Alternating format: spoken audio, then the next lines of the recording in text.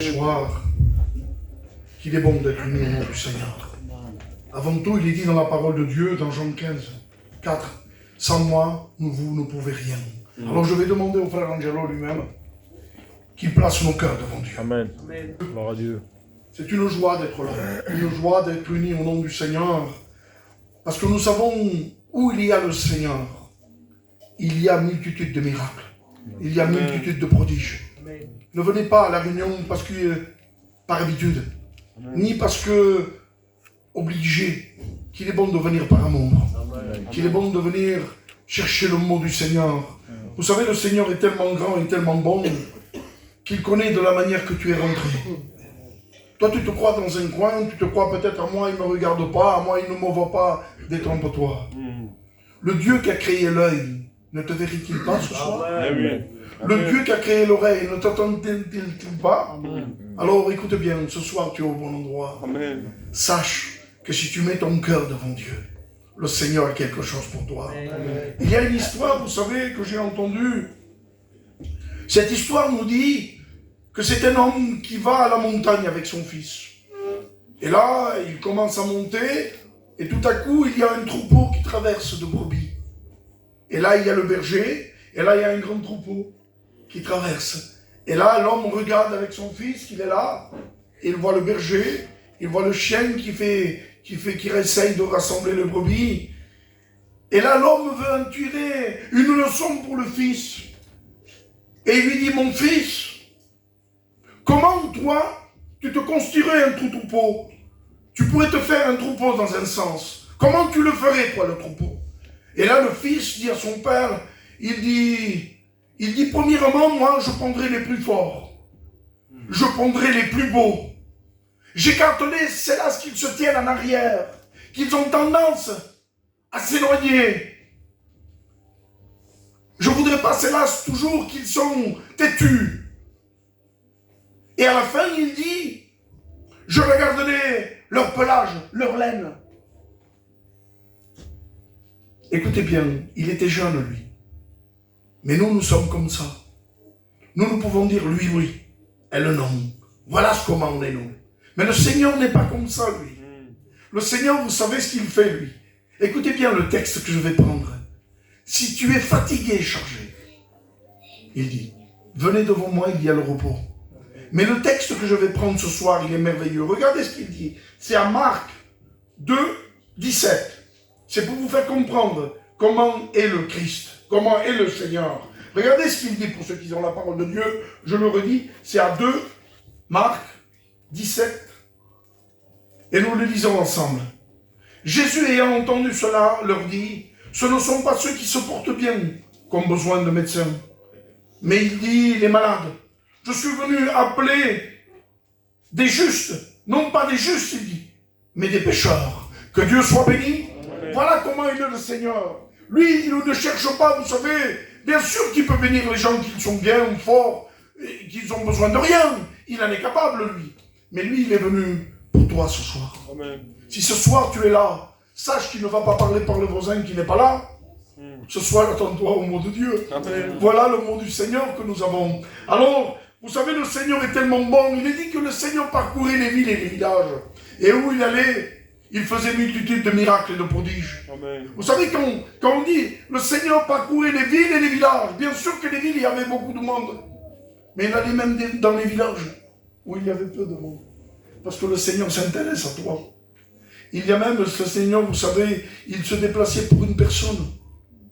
Il est dit qu'un jour, le Seigneur devait monter à Jérusalem et il est dit qu'il fit un détour. Il passa par la Samarie. Et là, il dit, fatigué du voyage, il s'arrêta sur le puits. Il s'assit sur le puits de Jacob. Et là, une femme qui ne voulait rencontrer personne, elle, qui ne voulait rencontrer personne parce qu'elle venait des heures tardives de la journée, où il faisait très chaud. Elle voulait parler à personne parce que ce n'était pas une femme qui avait un beau témoignage. Mais là, le Seigneur, je vais dire, qu'il avait un rendez-vous avec elle. Amen. Comme je vais dire que ce soir, il a un rendez-vous avec toi. Amen. Et là, il y a une conversation qui s'installe entre cette femme et Christ. Et moi, dans mon cœur, je me disais, Seigneur, quelle belle union. Un tête-à-tête avec Jésus. Amen. Ce soir, tu peux avoir le même tête-à-tête, si tu le veux. Parce que le Seigneur est là. Le Seigneur passe dans cette église. Et il va s'arrêter le temps de la réunion. Simplement, tu n'as qu'à l'arrêter. Alors, il est dit un jour que le Seigneur, vous savez, comme je vous disais, il parcourait les villes et les villages. Et là, un jour, il devait monter à Jérusalem. À Jérusalem, vous savez, il y avait un temple merveilleux. C'était le temple d'Hérode. Tous les gens y allaient. Tous les sacrificateurs, tous les hommes de loi, tout le monde allait là. Il est dit que ce temple était couvert d'or, de feuilles d'or, de dorures. Il y avait du marbre partout. Les murailles faisaient plus de 6 mètres de haut. Mais il est dit que le Seigneur n'y était pas, ce jour-là.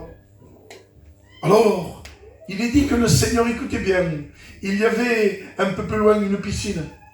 Cette piscine, on l'appelle piscine de Bethsaïda. Tout le monde la connaît. Cette piscine, vous savez, sur les portiques, on mettait des paralytiques, des boiteux, des aveugles, des gens qu'on ne voulait pas dans le temple, que tout le monde les avait exclus du temple. Parce que toute personne qui était pas valide, ne pouvait pas rentrer dans le temple. Ils étaient exclus. Mais je vais dire que le Seigneur avait un rendez-vous. Un rendez-vous avec quelqu'un. C'est ça qui a l'importance au Seigneur. Parce que le Seigneur, il connaît ton cœur. Il est dit que Jésus n'était pas dans le temple, mais il était dans cette piscine. Et là, il dit qu'il va dans cet endroit-là, et sachant qu'il y avait un homme, il est dit dans la parole de Dieu, sachant qu'il y avait un homme malade depuis 38 ans. Vous vous rendez compte? C'était pas un jour, c'était pas un an, c'était pas 10 ans. Il était malade depuis 38 ans. 38 ans, je vais dire, moi, qu'on devait le mettre là. Qu'il devait venir là. Pas pendant 38 ans, bien sûr. Mais plus de 20 ans, on devait le mettre là. Et lui, il venait là parce qu'il attendait une guérison. Il venait là, lui. Il croyait qu'il allait être guéri. Combien d'années ça fait que tu viens à la réunion? Combien de fois tu es rentré à l'église? Combien de fois, peut-être, moi je vais dire plus fort, tu as levé ta main? Et tu veux ressortir de la même manière. On va dire que cet homme avait la foi, puisqu'il venait, il voulait être guéri. Mais il n'y avait rien pour lui. Mais un jour, je bénis Dieu pour ce jour. Parce que ce jour, c'est ce soir, je veux dire. Amen. Ce jour, c'est ce soir pour toi. Le Seigneur s'est déplacé. Le Seigneur a un rendez-vous avec toi. Amen. Alors il est dit, écoutez bien, que le Seigneur rentra dans ce lieu. Et là, il voit cet homme allongé sur ce matelas. Et écoutez bien, le Seigneur va lui poser une question. Mais il est dit dans la parole de Dieu, pourtant il savait. Il savait qu'il était malade depuis longtemps. Il savait de quelle manière il souffrait. Et il va lui poser une question. Cette question m'a troublé un peu. J'ai dit, mais Seigneur, tu le sais ce qu'il a. Et regardez ce qu'il lui dit. Il s'approche de lui et lui dit, veux-tu être guéri? Ça m'a paru étonnant, moi, ça. Ça m'a paru étonnant. Mais écoute bien, cette même question t'est posée à toi ce soir. Tu vas me dire oui. Écoute bien, le Seigneur il te dit la même chose. Il te dit, veux-tu être sauvé ce soir? Amen. Veux-tu passer de la mort à la vie? Veux-tu passer des ténèbres à la lumière? Alors cet homme, regardez ce qu'il dit. Il dit, Seigneur, je ne peux pas moi. Parce qu'il dit que dans cette piscine, il y avait un ange qui descendait de temps en temps.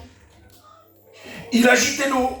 Et le premier qui était guéri, qui descendait, était guéri, peu importe la maladie qu'il avait. Mais cet homme, lui, il ne pouvait pas y aller. Il dit, Seigneur, chaque fois que j'y vais, il y a quelqu'un d'autre qui passe devant nous. Il y a quelqu'un d'autre qui guérit à ma place. Et je ne peux pas y aller. Peut-être toi, tu rentres dans la réunion. Peut-être tu vois les frères ou les sœurs. Tu vois qu'elles, elles sont bénies. Ou lui, il est béni. Et toi, non. Tu dis, mais quand ce sera moi?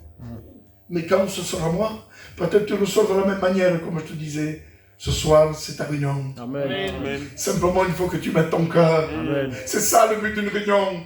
Alors cet homme comprend que lui, il fait un examen dans un sens. Il dit, Seigneur, j'y arriverai pas. Il faut que tu comprennes que toi seul, tu ne t'en sortiras pas. Il faut que tu reconnaisses ton état. Écoute bien, si tu vas au docteur, c'est ton état qui il va te faire aller au docteur. Si j'ai de la fièvre et je ne suis pas bien, je tousse, je suis malade, c'est mon état qui va me pousser à aller au docteur. Si je vais au docteur, souvent je le dis moi ça, si je vais au docteur, je m'assois devant le docteur. Pourtant, il y a la solution. On a attendu, on a la solution là. Et je reste avec ma bouche fermée. Je ne lui dis pas ce que j'ai dans le cœur. Le docteur, même que ce soit le meilleur des docteurs, il n'aura pas la solution pour moi. Ce soir, écoute bien, il faut que tu parles à Dieu. Il faut que tu lui dises ce que tu as dans ton cœur. Moi, écoute bien, ici je vois une église et que Dieu soit béni. Je vois des gens avec des sourires et pour moi, tout le monde va au ciel. Mais écoute bien, le Seigneur connaît ton cœur. Il sait de la manière que tu es rentré. Il sait que si chez toi tu as des angoisses, que ton cœur est triste, que tu pleures peut-être chez toi. Moi, je ne le vois pas, mais lui, il te voit. Amen. Lui, il connaît ton cœur. Il connaît ton besoin. Tu peux être une bénédiction pour ta maison. Tu peux être un salut pour chez toi. Amen. Si tu acceptes le Seigneur. Alors cet homme fait ce bilan. Et là, le Seigneur lui dit quelque chose d'important. Il lui dit, lève-toi, prends ton lit et marche. Mais cet homme était, dans un sens, était la piscine de miséricorde, ça s'appelle. Piscine de Bethesda, ça veut dire piscine de miséricorde. Mais écoutez bien, cette piscine, en vérité, ce n'était pas la miséricorde de Dieu. Vous allez me dire, qu'est-ce qu'il dit? Parce qu'il est dit, écoutez bien, que de temps en temps, il y avait un miracle. Que de temps en temps, le premier qui descendait était guéri. Et écoutez, et ce n'était pas n'importe qui était guéri. Il fallait être le premier. Il fallait descendre le premier. Alors cet homme n'avait pas la grâce d'être guéri, puisque lui, il était paralytique. Il ne pouvait pas y aller. Les aveugles, que quand ils voyaient l'eau agitée, ils ne pouvaient pas la boire, l'eau, puisqu'ils étaient aveugles aussi. Et pourtant, il est dit qu'il y avait des aveugles dans cet endroit-là. Pour eux, il n'y avait pas de miracle. Mais un jour, le Seigneur est rentré dans ce lieu. Comme ce soir, il rentre dans ce lieu. Amen. Ça veut dire que le miracle était pour lui comme pour toi. Amen. Alors il lui dit, prends ton lit, il lui dit, et marche. Il est dit que cet homme se leva d'un coup, et il prit son lit. Mais dans mon cœur, je me disais, mais Seigneur, pourquoi le lit? Pourquoi le lit? Tu n'as pas besoin de lui dire, prends ton lit. Tu pouvais lui dire, marche et va. Mais dans un sens, écoutez bien, quand il lui dit, prends ton lit, ça veut dire, tu ne viendras plus dans ce lieu. Le lieu de pleurs, le lieu de souffrance, amen, le lieu d'angoisse, le lieu de tristesse, le lieu où tu crois que tu es tout seul. Écoute bien, tu ne viendras plus dans ce lieu. Prends ton lit, ce n'est plus un endroit pour toi. Et sors dehors maintenant. Alors il est dit que cet homme prit le lit, et il s'en alla. Et il est dit qu'un peu plus loin, écoutez bien, c'est pour vous faire comprendre comment est la religion. Il y avait des hommes religieux. Et ces hommes, ils voyaient cet homme qui était guéri. Qu'il était guéri depuis 38 ans. Et il s'arrête, il lui dit, mais il ne t'est pas permis de porter ce lit. Voyez ce qu'il remarque de suite. Mais l'homme, regardez ce qu'il dit. Il dit, l'homme qui m'a guéri m'a dit de prendre le lit. Alors normalement, eux, ils devaient se réjouir, puisqu'il était paralytique pendant 38 ans. Non, non, non. Il y a toujours de l'interdiction avec eux. Parce que, écoute bien, si tu veux t'arranger, si tu veux t'en sortir par toi-même, tu ne pourras pas. Ne dis pas demain, ne remets pas à demain ce que tu peux faire ce soir. Ne remets pas, ne te dis pas, tel jour il y aura une mission, il y aura un grand serviteur. Détrompe-toi. C'est la même parole de Dieu qui est annoncée. C'est ça le but d'une réunion. La même parole qui est annoncée ici, elle sera annoncée, si Dieu permet que nous soyons, elle sera annoncée demain. Alors ce soir, c'est ton soir à toi. Alors il est dit, écoutez bien, que cet homme, bien sûr, il n'en a plus dans cet endroit. Mais il est dit qu'il rencontra Jésus dans le temple. Je bénis Dieu pour ça. Je bénis Dieu. Et vous savez, comme je vous disais, cet homme ne connaissait pas Jésus. Parce qu'on peut être guéri, mais sans rencontrer Jésus. Il y a la possibilité, ça. Mais écoutez bien, il est dit que le Seigneur le rencontra. Et là, il rencontre Christ, vraiment. Et il lui dit, va. Regardez maintenant, ce n'est plus la guérison. Va. Va. Et ne pêche plus, il dit. De peur qu'il t'arrive pire. Ça veut dire que son salut était avec lui. Et il est parti chez lui. Et toute sa vie a été changée. Voilà ce que fait Dieu. Voilà ce que fait le Seigneur dans un cœur et dans une vie. Ce soir, mon ami, toi qui es là, ou même toi, mon frère ou ma soeur, si tu t'es écarté de Dieu, sache qu'il n'est pas trop tard. Sache que c'est le bonsoir pour toi. Bien sûr que le Seigneur continuera. Et il est dit qu'un jour aussi, il était dans un jardin. Et là, vous savez, il y va un homme de loi. il y va à Nicodème. Cet homme, c'était un docteur de la loi. Il était chef, il dit. Chef des pharisiens, c'était pas n'importe qui. C'était un docteur, lui. Il connaissait la loi sur les bouts des doigts, moi je veux dire. Mais là, lui, il va trouver au soir. Vous savez, dans le soir, dans un jardin, c'était pas comme maintenant. Nous avons des halogènes. Nous avons de la lumière. Non, là, il faisait sombre. Et il va pour pas que les gens le voient le jour. Parce que lui, il avait une situation. Lui, il ne pouvait pas perdre sa situation. Parce que s'il y allait le jour, les gens l'auraient vu et il aurait perdu sa place. Alors lui, il y va au soir. Et lui dit, Rabbi, maître, nous savons, il dit. Il savait déjà. Nous savons, c'est parce qu'en fait, ils avaient parlé entre eux. Et lui, il y va au soir pour pas que personne ne le voie. Et là, il y a une conversation qui s'installe avec Jésus. Il dit, nous savons que si tu fais ce miracle, c'est parce que Dieu est avec toi. Et là, il y a une conversation qui s'installe. Et là, vous savez, je bénis Dieu pour cette conversation. Il lui dit, Nicodème, si un homme ne naît d'eau et d'esprit, il ne peut voir le ciel. Alors, et cet homme ne comprend pas. Pourtant, lui, le docteur de la loi, Nicodème, il connaissait la loi. Sur ses bouts de doigts, je vais dire. Il parle avec la loi faite chair. C'est quelque chose, ça. Avec la parole faite chair, et il ne comprend pas. C'est pour vous dire comment nous sommes, des fois. Mais écoutez bien, il y a une conversation. Et dans cette conversation, il y a, je vais dire, le texte le plus beau de la Bible. C'est ici, à Jean 3,16, qu'il dit, car Dieu a tant aimé le monde. Voilà ce qu'il dit à Nicodème. Qu'il a donné son Fils unique. Afin que quiconque, dans le quiconque il y a moi, il y a toi, ne périsse point, il dit, mais qu'il ait la vie éternelle. Amen. Je bénis Dieu. Mais vous savez, alors Nicodème, lui, comme je vous disais, il n'y a rien qui se produit. Mais quand il a une conversation avec Christ, quand on parle avec Jésus, il y a quelque chose qui se produit. Il est dit que Nicodème s'en alla. Et là, Jésus, bien sûr qu'il continua. Il continua son chemin. Mais vous savez, le Seigneur, où il allait, il faisait multitude de miracles et de prodiges. Un jour, vous savez, il était assis. Il était à une table. Simon, le pharisien, l'avait invité à manger. Et là, vous savez, il y a une femme de mauvaise vie, qu'elle rentre. Elle prend tout son courage. Elle risquait sa vie, en vérité. Elle risquait sa vie parce qu'elle ne pouvait pas rentrer là. C'était une femme de mauvaise vie. Personne ne la voulait. Et là, elle rentre. Mais sans rien dire. Mais elle prend la bonne place, je veux dire. Elle prend son courage à elle-même. Parce qu'elle risquait sa vie. Ce n'est pas n'importe quoi. Hein. Nous venons à la réunion, nous avons des chaises, nous avons la clim, nous sommes bien, nous avons des beaux cantiques, nous aussi. Mais elle, non, elle risque sa vie, elle. Alors elle prend son courage et elle y va. Et là, elle dit bien, mais elle se met au pied du Christ. Elle commence à répandre son cœur. Sans rien dire. Tu n'as pas besoin de faire une grande prière ce soir. Tu n'as pas besoin de faire des louanges de David. Merci Seigneur si tu peux les faire. Mais si tu répands ton cœur, sache qu'il y a solution pour toi. Amen. Cette femme, elle est sortie d'ici justifiée. Elle a été bénie. Parce que le Seigneur lui-même témoigne d'elle après. C'est ça le but.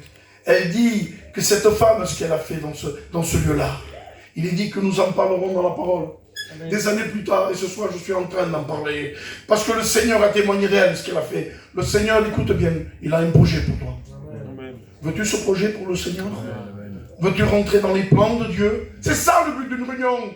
Ce n'est pas venir en tant que spectateur. Il faut être acteur de la réunion.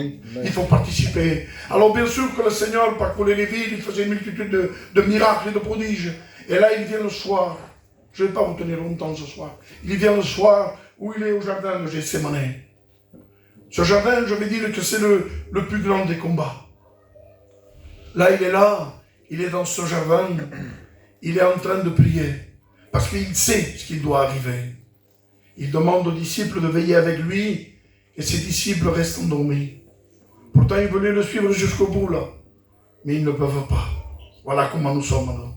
C'est pour vous faire comprendre que nous sommes faibles, nous sommes maladroits. Mais si tu viens à Dieu comme tu es, le Seigneur a solution pour toi. Amen. Je le répète ce soir, vous savez pourquoi? Parce que j'aimerais que tu comprennes que le Seigneur t'aime. Amen. Que tu n'as rien à faire. Simplement t'approcher du Christ. Alors il est dit que le Seigneur était dans ce jardin. Et là il commence à intercéder. Et là, il est dit qu'il se mit à genoux, il tomba à genoux, et il commence à prier, parce qu'il savait ce qu'il devait endurer pour cette réunion de ce soir. Comme je vous disais, cette réunion a coûté un grand prix, a coûté la vie d'un fils, pas n'importe lequel de fils, le Fils de Dieu. Lui, il était adoré des anges. Il était, je veux dire, il n'y avait pas de pleurs, il n'y avait pas de larmes pour lui. Mais lui, vous savez ce qu'il a fait? Il s'est dépouillé de sa gloire. Il est descendu en simple homme. Est-ce que tu sais que le Seigneur, quand il était sur terre, il pouvait avoir froid, il pouvait avoir faim, il sentait la douleur, il avait soif. Tu vas me dire, comment ça? Oui, oui, oui.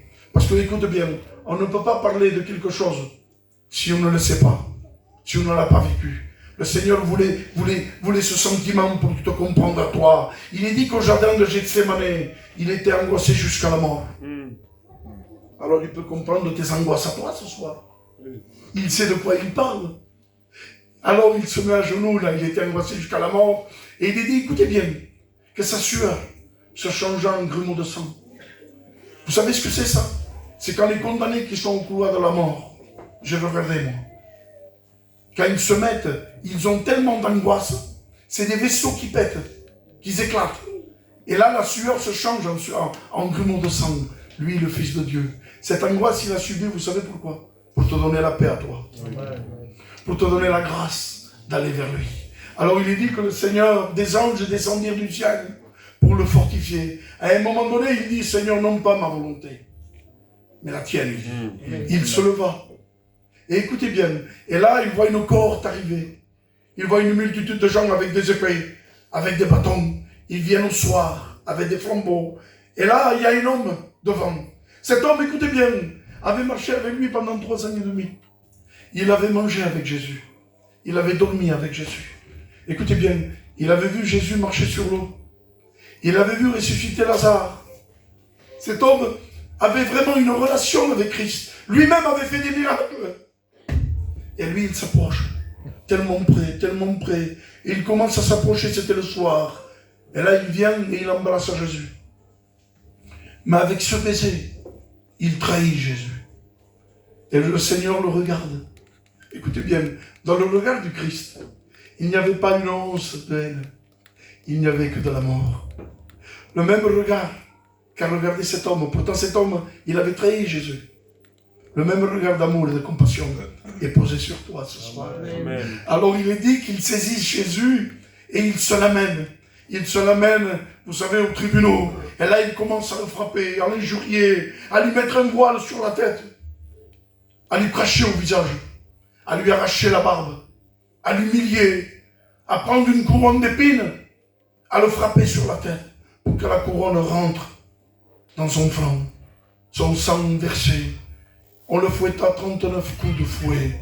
Vous savez, ce n'était pas un fouet normal. Il est dit que des lambeaux de chair de Jésus, lui, le Fils de Dieu, étaient arrachés. Il est dit qu'on voyait même ses os. Alors on prie Jésus, écoutez bien. Et là, on lui mit une croix. Pour vous faire comprendre la valeur de cette réunion. La valeur que tu as, toi, pour Jésus. Regardez ce qu'il a enduré pour toi ce soir. Ne viens pas à la réunion par habitude. Écoute bien. Ça a une valeur, ces moments. Si lui, il a souffert tout ça, c'est pour te donner accès au ciel. Et il est dit, écoutez bien, qu'on lui mit une croix. Et là, on le força. On le força à monter à la croix. Pas on le força parce qu'il y est allé volontairement, lui. Mais on le poussa, plutôt parce qu'il était fatigué et chargé. Et là, le Seigneur, vous savez, il commence à monter. Et à un moment donné, il est dit qu'ils prirent un homme. Un homme, c'est cet homme, c'est Simon de Cyrène. Il rentra du travail, lui. Et rentrant du travail, les Romains le forcent à porter la croix. Mais quand Jésus porte la croix, il avait son dos labouré, lui. Il avait mis du sang sur la croix. Il avait mis du sang sur la croix. Alors cet homme, sans rien dire, Simon de Cyrène, prend la croix. Il se la met sur lui. Et il commence à monter. Il commence à monter jusqu'au mont Golgotha. Et là, quand il a fini de monter Jésus à la croix, en les dents, lui, il rentre chez lui. Mais quand il rentre chez lui, écoutez bien, pourtant il n'y a pas eu de conversation avec Christ. Mais il a porté le sang de Jésus chez lui. Je bénis Dieu pour ça. Et moi, je vais dire un peu plus loin. C'est sûr que sa femme, c'est moi qui le dis ça. Hein. Sa femme devait dire, mais c'est quoi ce sang? C'est quoi ce sang? Et lui, il devait dire, je ne sais pas. J'ai vu quelqu'un que j'ai dû ils m'ont forcé à l'aider. Alors je l'ai aidé. Mais c'était injuste ce qu'ils ont fait à cet homme. Mais le sang du Christ est rentré chez lui. Écoutez bien, je vous dis ça parce que, écoutez bien, on parle de cette femme et de son fils, ses deux fils, c'est Rufus et Alexandre. Ils sont dans l'évangile. Il est dit que ces deux hommes, après, étaient convertis à la gloire de Dieu. Amen. Le but, écoute bien, si tu rentres ce soir chez toi, avec le sang du Christ, sache que tu peux sauver ta maison. Amen. Alors, bien sûr que Jésus a continué jusqu'au bout. Et là, il était à la croix, à demi nu, ensanglanté. Ils l'ont mis au milieu de deux brigands. Au milieu de deux brigands, lui, le fils de Dieu. Et écoutez bien, j'aimerais vous lire quelque chose. Je vais vous le dire, parce que souvent, nous, on parle de la croix, on dit, Jésus, on l'a frappé, on l'a humilié, on l'a injurié. Et c'est vrai. Mais là, c'est lui-même qui le dit. Ce n'est pas moi. J'aimerais vous dire ce que Dieu, Christ, a dit.